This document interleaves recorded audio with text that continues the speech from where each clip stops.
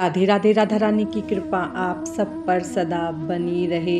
कार्तिक महीने का स्नान दान और व्रत का पूरा फल तभी मिलता है जब हम कार्तिक पूर्णिमा के अगले दिन यानी पड़वा या प्रतिपदा को चिड़ा चिड़ी की कहानी सुनकर उनकी पूजा करते हैं। चिड़ा चिड़ी की पूजा करते हुए हम अपने सुख सौभाग्य के लिए, घर में वृद्धि के लिए, धन धान्य की वृद्धि होती रहे, इसके लिए हम पड़वा को घर बनाकर उसका पूजन करते हैं और चिड़ा चिड़ी की पूजा करते हैं।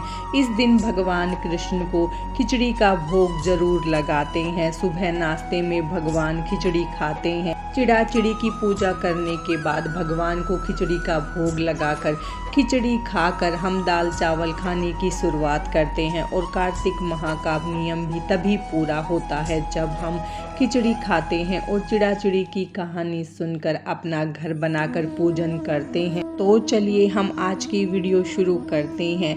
चिड़ा चिड़ी का घर हमें किसी खुले स्थान पर बनाना होता है। आप अपने घर की छत पर बना सकते हैं, बालकनी में बना सकते हैं, जहां तुलसी जी स्थापित है वहां पर बना सकते हैं, पथवारी माता के सामने बना सकते हैं। घर बनाने से पहले आप स्थान को थोड़ा अच्छे से साफ कर ले। उसके बाद हम घर बनाएंगे तो आप आटे से घर बना सकते हैं या आप चाहें तो चावल से भी घर बना सकते हैं। हम यहाँ पर सूखे आटे से घर बना रहे हैं तो हम सूखे आटे से पहले एक चौकोर बॉक्स बना लेंगे, फिर हम उसका एक दरवाजा बना लेंगे।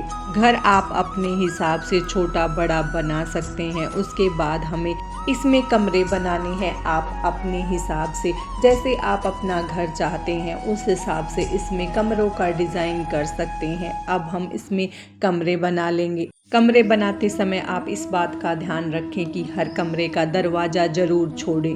अब हमने ये घर बनाकर तैयार कर लिया है। आप इसे किसी भी साइज का बना सकते हैं, किसी भी डिज़ाइन का बना सकते हैं। ये हमने सारे घर में कमरे बना लिए हैं और आप इस बात का ध्यान जरूर रखें कि कोई भी कमरे का दरवाज़ा बंद ना हो, सबका दरवाज़ा खुला होना चाहिए। इसके बाद हम सबसे पहले इसमें हल्दी या रोली से या चंदन से स्वास्तिक बनाएंगे। स्वास्तिक बनाने के बाद हम इसमें सबसे पहले चिड़ा चिड़ी बैठाएंगे। तो हमने एक गुथा हुआ आटा ले लिया है, उसके 2 हिस्से करके आप एक से चिड़ा और एक से चिड़िया बना ले। पहले थोड़ा सा शेप देकर चिड़िया बना ले, फिर चिड़ा बना ले, फिर उनको वहाँ पर बैठा दे। चिड़ा चिड़ी को बैठाने के बाद हम अपने घर को भरेंगे। अपने घर के हर कमरे में हम कुछ ना कुछ ज़रूर रखेंगे। तो आप जो भी चीज़ से भरना चाहें उस चीज़ से अपने घर को भर सकते हैं। हमने यहाँ पर खील देकर घर को भर लिया है। कुछ न कुछ हम घर में ज़रूर रखेंगे, घर को खाली नहीं रखेंगे।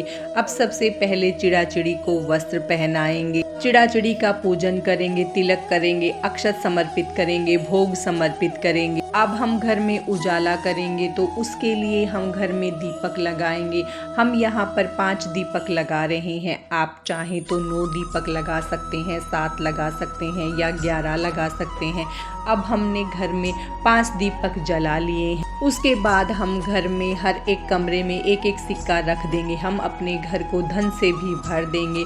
फिर हम भोग के लिए थोड़े से खील और पतासे अर्पित करेंगे। फिर हम दान के लिए खिचड़ी निकालेंगे। तो आप दान के लिए खिचड़ी निकालें, उसमें पैसे रखें। या उसके बाद हम एक जल का लोटा लेंगे और हाथ में हम थोड़े से अक्षत लेकर चिड़ा चिड़ी की कहानी को सुनेंगे। कहानी सुनने के बाद अक्षत को हम जल के लोटे में डाल देंगे। इस तरह से हम अपना घर बनाएंगे और चिड़ा चिड़ी का पूजन करके अपना कार्तिक व्रत का पारण करेंगे। उसके बाद हम हाथ जोड़कर भगवान से प्रार्थना करेंगे कि हमारे जीवन में भी इसी तरह से रोशनी हो और हमारा घर भी धन धान्य से भरा रहे।